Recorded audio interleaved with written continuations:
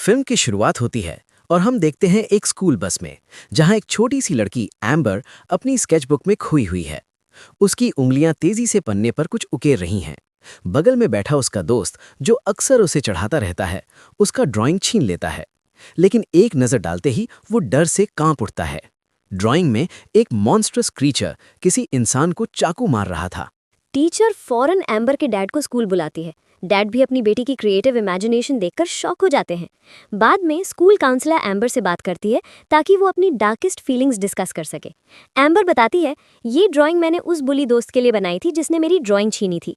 Counsellor कामली समझाती है, ऐसी डार्क फीलिंग्स नॉर्मल है और उन्हें ड्राइंग में निकालना असल में कुछ कर गुजरने से बेहतर है। एम्बर चली जाती है, लेकिन अपनी अजीब सी नोटबुक वहीं छोड़ जाती है। दोपहर में एम्बर का बड़ा भाई जैक जंगल में घूम रहा होता है। उसके हाथ में उसका मोबाइल है, जब अचानक वो लड़खड़ा कर गिरता है। मोबाइल तालाब में जा गिरता है और टूट जाता है। जैक किसी तरह उसे बाहर निकालता है, लेकिन स्क्रीन शैटर्ड है। हार मानकर वो वापस जाने का सोचता है, लेकिन तभी एक मिरेकल होता है। उसका फोन परफेक्टली फाइन हो चुका है। ये देखकर जैक हैरान रह जाता है। शाम को फैमिली पिज्जा एंजॉय कर रही होती है। इस दौरान हमें पता चलता है कि उनकी मॉम अब इस दुनिया में नहीं है। जैक अपनी बहन एम्बर को फिर से टीज करता है, जिस पर एम्बर गुस्से में उसकी प्लेट तोड़ देती है। जैक नाराज होकर चला जाता है। रात को एम्बर अपनी नई नोटबुक में बड़े इंटरेस्ट से ड्राइंग बना रही थी। अगली सुबह बस में बैठते ही उसे याद आता है कि वो अपनी नोटबुक रूम में भूल आई है। वो डैड से रिक्वेस्ट करती है कि वो उसे ले आएं, लेकिन डैड कहते हैं, आज छोड़ दो बेटा, कल ले लेना। एम्बर मान जाती है, लेकिन उनसे प्रॉमिस लेती है कि वो नोटबुक को देखेंगे नहीं। लेकिन डैड घर आकर खुद को रोक नहीं पाते और क्यूरियस होकर एम्बर की नोटबुक खोल लेते हैं। वो अंदर के ड्राइंग्स देखकर हैरान होते हैं। तभी एम्बर की आंट, डैड की बहन, अचानक घर आती है और उन्हें डरा देती है। दोनों घर बेचने की बात करते हैं, लेकिन आंट जानती है कि डैड इस फैसले पर फर्म नहीं है। इसलिए वो कहती है, जब बायर्स आएं तो तुम बाहर रहना और चुप रहना। डैड कार में बैठकर अभी भी नोटबुक के बारे में सोच रहे थे। वो उसे साइड पे रखते हैं, लेकिन गलती से कॉफी गिर जाती है। वो जल्दी से उसे साफ करने लगते हैं और भागकर घर के अंदर आ जाते हैं। उनकी बहन उन्हें परेशान देखकर पजल्ड हो जाती है। डैड अपनी वाइफ की चीजों में से एक ड्रायर ढूंढते हैं और तभी उन्हें उनकी बीवी की राख यानी एशेज और हड्डियां मिलती हैं, जिन्हें एक खास बर्तन में रखा गया था। जब वो नोटबुक को ड्रायर से सुखा गए होते हैं तो वो गलती से गिर जाती है और इस बार डैड एम्बर के सारे स्केरी स्केचेस देख लेते हैं। एम्बर स्कूल से घर आती है। उसने फिर से कोई प्रॉब्लम क्रिएट की होती है। उसके हाथों पर ड्राइंग टेंटिकल्स बने हुए थे। डैड सख्ती से ऑर्डर देते हैं कि वो अपना सारा ड्राइंग का सामान किसी को दे दे। एम्बर समझ जाती है कि डैड ने उसके सारे ड्राइंग्स देख लिए हैं। गुस्से में वो कलर्स फेंक देती है और खुद को कमरे में बंद कर लेती है। इसी बीच जैक डस्टबिन से टूटी हुई प्लेट ढूंढकर जंगल की तरफ चला जाता है। डैड फिर एम्बर को देखने कमरे में जाते हैं, जहां उसने अजीब कीड़े मकोड़े दीवार पर ड्रॉ किए हुए थे। ये वही क्रीचर्स थे जो उनका सामान चुराते हैं, जैसे मोबाइल फोन, कॉफी मग और अब तो उन्हें बॉडी पार्ट्स भी। कुछ देर बाद डैड एम्बर के साथ घर से बाहर होते हैं, क्योंकि उनकी बहन घर के अंदर बायर के साथ बिजी होती है। डैड एम्बर से कहते हैं, तुम पहले बहुत खूबसूरत चीजें ड्रॉ करती थी। एम्बर जवाब देती है, लेकिन फिर भी आप हमेशा उन्हें फेंक दिया करते थे। ये सुनकर डैड फौरन घर के अंदर जाते हैं और एक बॉक्स लेकर बाहर आते हैं, जिसमें एम्बर की सारी पुरानी ड्राइंग्स होती हैं जो उसने कभी अपने डैड के लिए बनाई थी। एम्बर ये देखकर समझ जाती है और डैड को अपनी नई खौफनाक ड्राइंग दिखाती है, जिससे वो थोड़ा घबरा जाती है। लेकिन फिर वो उसकी पुरानी ड्राइंग्स में से एक को निकालकर नोटबुक में चिपका देते हैं और कहते हैं, तुम्हें अच्छी चीजें भी बुरी चीजों के साथ रखनी चाहिए। एम्बर फिर भी उसे थोड़ा और क्रीपी सा, अजीब सा बना देती है, जिसमें वो नीले रंग का एक बड़ा सा मॉन्स्टर बनाती है। उसका कहना था कि उसने इस तरह के और भी बहुत सारे मॉन्स्टर्स या क्रीचर्स बनाए हुए हैं, जिन सबको आइडल्स कहते हैं। उधर जैक घर लौट आता है और जो टूटी हुई प्लेट वो जंगल में तालाब के पास लेकर गया था, वो पूरी तरह ठीक हो गई होती है। तभी उसके जहन में एक अजीब ख्याल आता है कि अपनी माँ की राख तालाब में ले जाओ। एम्बर उसे निकलते हुए देख लेती है और नोटबुक लेकर उसके पीछे चली जाती है। अचानक पीछे से आकर जैक को डरा देती है और बॉक्स छीनने की कोशिश करती है। इसी बीच नोटबुक तालाब में गिर जाती है। जैक एक स्टिक से उसे निकालता है, लेकिन पानी से अजीब सी आवाजें आती हैं। दोनों घबराकर भागते हैं और एम्बर जैक को दिखाती है कि नोटबुक की सारी ड्राइंग्स मिट चुकी हैं। तभी उन्हें जंगल से गुर्राने, ग्राउलिंग की आवाज़ सुनाई देती है। जैक एम्बर से कहता है, इस बारे में डैड को कुछ मत बताना प्लीज़, और खुद भाग जाता है। सुबह एक शॉपकीपर अपनी शॉप में आती है और देखती है कि सारे ड्राइंग बुक्स और कलर्स इधर उधर फैले हुए हैं। उसका कोवर्कर भी यहाँ था, जो पुलिस को कॉल करने लगता है। लेकिन तभी पीछे से कुछ अजीब सी चीज आ जाती है। उसे देखकर फीमेल शॉपकीपर वहां से भाग जाती है। और जब लड़के ने उसे देखा वो भी फौरन डरते हुए भाग जाता है। ये दरअसल एक क्रीचर था जो टेबल पर पड़ी हुडी को उठाकर खुद पहन लेता है। इधर डैड जैक को नींद से उठाने लगे, लेकिन वो पहले ही जागा हुआ था और थोड़ा घबराया भी हुआ था। तभी डैड को पता चला कि एम्बर अलमारी के अंदर सोती रही। एम्बर बताती है कि पूरी रात कोई खिड़की पर टैप टैप करता रहा। डैड चेक करते हैं तो शीशे पर जगह जगह पीले रंग की कोई चीज लगी हुई थी। डैड सोचते हैं कि जरूर परिंदे ने कुछ किया होगा और इग्नोर कर देते हैं। जैक फिर एम्बर से कहता है, मैं तुम्हें सब कुछ बताऊंगा, लेकिन तुम्हें बस चुप रहना होगा। तब उनकी ये बात डैड भी सुन लेते हैं। जब बस आती है तो डैड जैक को रोकते हुए कहते हैं, अगर कोई बात परेशान कर रही है तो तुम मुझे हमेशा बता सकती हो बेटा। तब जैक उन्हें तालाब के बारे में बताता है और कहता है उसमें जो चीज़ भी जाती है वो जिंदा हो जाती है। एम्बर की स्केचबुक भी उसमें गिर गई थी, इसीलिए उसकी ड्राइंग्स की सारी चीज़ें जैसे कि क्रीचर्स, मॉन्स्टर्स और उसमें जो हो रहा है सब जिंदा हो गए हैं। डैड चिढ़ गए, लेकिन जैक प्लेट वाली बात बताता है। फिर भी डैड यकीन नहीं करते और उसे बस में जाने के लिए कहते हैं। डैड जब विंडो साफ कर रहे होते हैं तो उन्हीं जंगल से कुछ अजीब आवाजें सुनाई देती हैं। वो घर के अंदर आए और देखते हैं कि उनका कॉफी मग गायब है। इस दौरान उनकी बहन घर साफ कर रही होती है और देख लेती है कि उसने जानबूझकर अपनी वाइफ की सारी तस्वीरें दीवार से उतार दी थी। इसके बाद डैड जब सामान लेकर बाहर आते हैं तो उन्हें टूटी हुई प्लेट बिल्कुल ठीक मिलती है। बस के अंदर एम्बर अपने भाई जैक से गुर्राने वाली आवाज के बारे में पूछती रहती है और उसका दोस्त उनकी बातें छुपके सुनता रहता है। थोड़ी देर बाद बस रुकती है क्योंकि रास्ते में खराब गाड़ी खड़ी थी जिसके आसपास नीले रंग का लिक्विड बिखरा पड़ा होता है। और अब एम्बर आखिरकार उड़ते हुए क्रेयॉन्स नोटिस करती है। इतनी ही देर में साइड से एक खौफनाक गुर्राने की आवाज आती है और तभी बस के पास से पहले एक नीला पांव बाहर निकलता है और फिर दूसरा, और फिर धीरे धीरे एम्बर का बनाया हुआ नीला लंबा सा मॉन्स्टर बाहर आ जाता है। वो अजीब सी आवाजें निकालता है, इसलिए ड्राइवर फौरन बस तेज चलाने लगता है। क्रीचर उनका पीछा करने लगा, इसलिए बस उस खराब गाड़ी से टकरा जाती है और पास के खेतों में घुस जाती है। सारे स्टूडेंट्स ठीक थे, लेकिन उन्हें यकीन होता है कि ड्राइवर मर चुका है। और तभी मॉन्स्टर बस के पीछे आ पहुंचता है। सब बच्चे सीट्स के नीचे छुप जाते हैं। एम्बर जैक को कहती है, बस का हॉर्न बजाने से ये जाग गया है, इसे फिर से सुलाना होगा और इसे म्यूजिक सुला सकता है। जैक ड्राइवर का फोन लेने की कोशिश करता है, लेकिन मॉन्स्टर बस तोड़कर अंदर घुस जाता है। वो जैक को पकड़कर बाहर खींचने लगता है, मगर अचानक लड़खड़ाता हुआ नीचे गिर पड़ा और नींद में सो जाता है, क्योंकि एक स्टूडेंट जिसके पास आईपैड था उसने म्यूजिक चला दिया था। सब बच्चे बस से निकलकर भाग जाते हैं। जैसे ही जैक निकलने लगा वो म्यूजिक खत्म हो जाता है और अगला गाना बहुत स्लो था, इसलिए फौरन फिर से मॉन्स्टर जाग जाता है और सब बच्चे भागने लगे। उसी वक्त डैड की कार के रेडियो पर स्कूल से कुछ सिग्नल्स आते हैं, लेकिन मैसेज ठीक से सुनाई नहीं देता।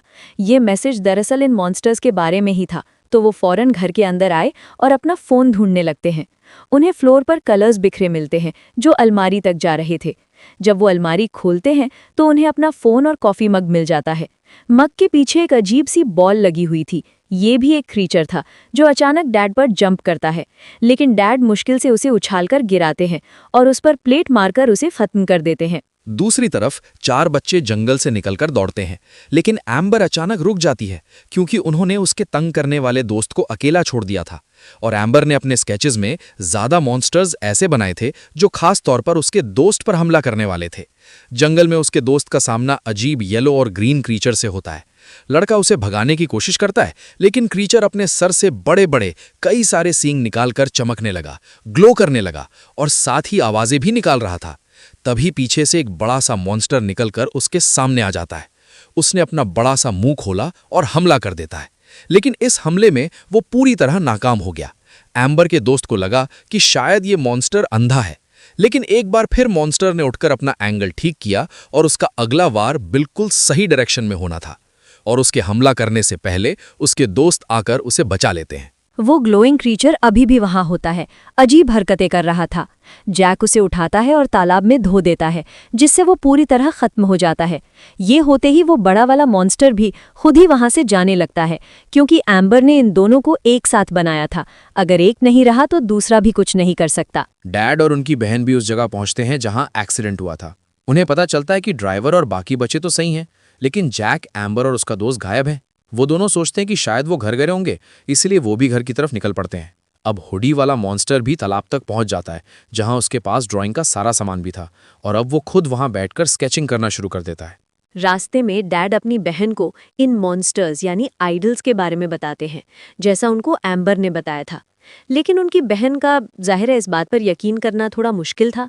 तभी रोड के बीच में एक बिल्ली अचानक से उनकी गाड़ी के सामने आ जाती है, इसलिए डैड ने गाड़ी को रोक दिया। वो जब उतरकर देखते हैं तो गाड़ी के नीचे कलर बिखरा पड़ा था। तभी वो एम्बर की ड्रॉ की हुई बिल्ली को भी देखते हैं, जो उनकी गाड़ी के ऊपर बैठी हुई थी। डैड की बहन को लगा कि ये नॉर्मल बिल्ली है, तो उसे पेट समझकर हाथ लगाने वाली होती है, पर अचानक बिल्ली उस फॉर्म में आ जाती है जिसमें उसको ड्रॉ किया गया था। वो अपने बड़े बड़े रंगीन पंख निकालकर उनके ऊपर कलर फेंक देती है, फिर चुपचाप साइड में जाकर बैठ जाती है। अचानक गाड़ी को जोर से दूर फेंक देती है और फिर जंगल में चली जाती है। बच्चे कलर्स निकालकर फैसला करते हैं कि मॉन्स्टर्स के खिलाफ लड़ने के लिए एक हथियार ड्रॉ करना होगा। वो फिर अजीब सा हथियार ड्रॉ करते हैं। उधर दोनों बहन भाई जब घर वापस आ रहे थे तो रास्ते में उनकी बहस होने लगती है। एम्बर की आंट उससे कहती है, तुम कैसे उनकी माँ की यादों को मिटाने की कोशिश कर रही हो। यही वजह थी कि एम्बर ऐसे क्रीचर्स ड्रॉ करने लगी थी। इसी दौरान उनकी नज़र एक बहुत बड़े परिंदे पर पड़ती है जो वायर पोस्ट पर बैठा होता है। दोनों काफ़ी घबरा जाते हैं और फौरन घर की तरफ भागने लगते हैं। एम्बर का दोस्त उससे पूछता है, तुम मुझे मारना क्यों चाहती थी, वो भी इतना ज्यादा? तब एम्बर उसे वो टाइम याद दिलाती है जब जब उसने एम्बर को परेशान किया। इस दौरान जैक ने हथियार दोबारा रीड्रॉ कर लिया होता है और ये तीनों मॉन्स्टर से लड़ने के लिए जरूरी चीजें इकट्ठा करते हैं। लेकिन निकलने से पहले एम्बर कहती है, मुझे वॉशरूम जाना है, और तब उसका दोस्त भी साथ चला गया क्योंकि उसे भी जाना है। एम्बर अपने रूम के वॉशरूम में चली गई। उसने दरवाजे को लॉक कर दिया था। उसका दोस्त बार बार उसके डोर पर नॉक करता है। तब जैक उसे कहता है कि दूसरे कमरे में चले जाओ। जैसे ही वो दूसरे कमरे में जाता है तो पूरा रूम आइडल से भरा होता है, जो स्पाइडर्स की तरह के क्रीचर्स थे और दीवारों पर रेंग रहे होते हैं। इसलिए वो चुपचाप डोर बंद कर देता है। लेकिन जैक देख लेता है कि कुछ आइडल्स उसकी बॉडी पर चिपक गए हैं। जैक फौरन दौड़कर आया, उसे दीवार और फ्लोर से टकराता है ताकि आइडल्स को खत्म कर सके। एम्बर जैसे ही बाहर आती है तो एक आइडल छत से अंदर आ जाता है। वो पीछे होती है और सीधा उस कमरे में गिर जाती है जो आइडल से भरा हुआ था। सबके एजेंट्स फौरन बाहर निकल आते हैं। जैक एक वाटर गन उठाता है, लेकिन एम्बर का दोस्त बाहर भाग गया था। जैक जितने हो सकते थे उतने आइडल्स मारने लगता है। एम्बर किसी तरह बाथरूम में घुसकर बाहर टब तक पहुंचती है और पानी चला देती है, जिससे क्रीचर्स धुलकर बह जाते हैं। लेकिन बाहर अभी भी बहुत सारे आइडल्स दरवाजा तोड़कर अंदर आने की कोशिश कर रहे होते हैं। जैक सोचता है कि खिड़की तोड़कर निकल जाऊं। तभी एम्बर का दोस्त वापस आता है और पानी वाली टैप से उन्हें एक एक करके मारने लगता है। तीनों बाहर निकलकर आए और आइडल्स को एक एक करके खत्म करते हैं और एक कोने में बैठकर सुकून की सांस लेते हैं। उधर डैड और उनकी बहन घर के अंदर आते हैं। हर जगह लाल रंग फैला हुआ था, लेकिन बच्चे तब तक जंगल की तरफ निकल चुके होते हैं। अचानक एम्बर गिर जाती है और रोना शुरू कर देती है, जबकि जैक बार बार उसे उठने को कहता है। तब एम्बर गुस्से में कहती है, तुम हमेशा मुझे परेशान करते रहते हो। एम्बर की आंट पुलिस को कॉल करती है और फिर से एम्बर की माँ का जिक्र करती है। वो कहती है, असल में एम्बर सही है, जो अपने असली जज्बात छुपाने की बजाय उन्हें सामने ला रही है इन मॉन्स्टर क्रीचर्स के रूप में। तभी उन्हें खिड़की पर टैप टैप की आवाज सुनाई देती है। जब वो चेक करते हैं तो देखते हैं कि ड्रॉ की हुई बटरफ्लाई अपने पंख हिला रही है, और तभी बटरफ्लाई उड़ जाती है और वो उसका पीछा करने का फैसला करते हैं। जैक जंगल में अपने घर का बहुत सारा सामान देखता है जिस पर रंग लगा हुआ था, और ये सारा सामान आइडल्स चुरा कर लाए थे। ये वही सामान है जो गायब हो गया था। ये सारा कुछ एक स्वीट सी प्यारी सी पेंटिंग के पास रखा हुआ था। वो पेंटिंग जो एम्बर ने बचपन में बनाई थी। वहां जैक को एम्बर की और ड्राइंग्स मिलती हैं और वो तलवार वाली ड्राइंग उठाता है। आगे जाकर उसका सामना हुडी मॉन्स्टर से होता है, जो तालाब के किनारे बैठा हुआ अभी भी ड्राइंग बना रहा था।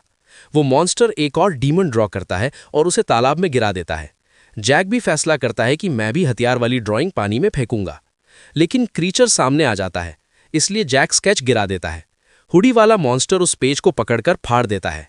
इसी दौरान एम्बर का दोस्त अपना खुद का बनाया हुआ फ्लेम थ्रोअर दिखाता है, जो आग निकालता है। वो फैसला करते हैं कि मॉन्स्टर को तालाब से दूर ले जाएंगे, और एम्बर का दोस्त उसका ध्यान भटकाने की कोशिश करता है।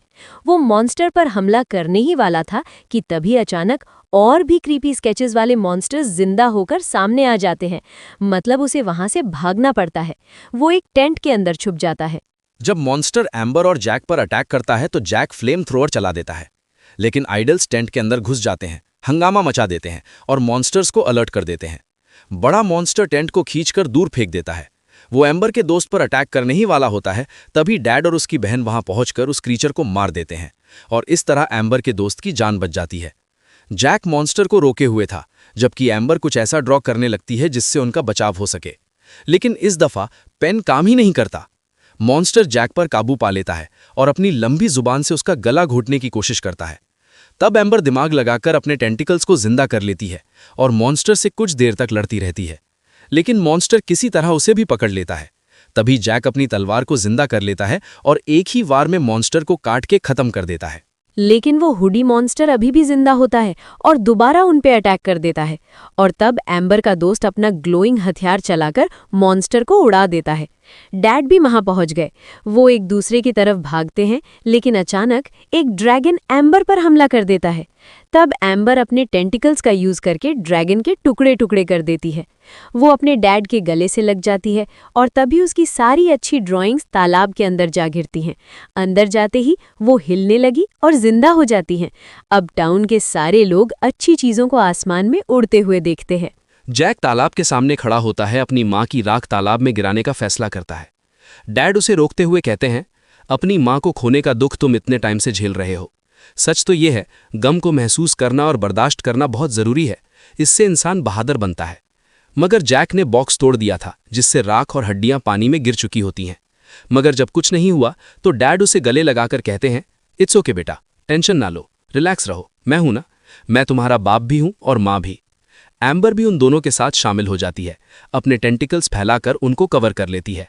फिर हम कुछ टाइम के बाद का सीन देखते हैं, जहां वो लोग अपने घर पर थे और अपनी नॉर्मल जिंदगी दोबारा शुरू करते हैं।